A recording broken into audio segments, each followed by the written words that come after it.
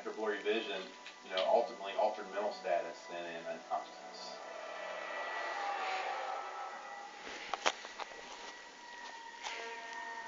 Like, threw her down. Just like, it's like, she's all broken. I know. And then there was a pain here. A really bad No. pain. What are you gonna do? Hit me? Where is she? Well, that, I don't know, maybe she broke the back. Not good at all. It's really bad. That's certificate lists alcohol poisoning as the cause of death. Now it's Lacey. 1969. Lacey. Prohibition. The federal government was still producing alcohol for medicinal purposes. Now would a civilian be able to get that?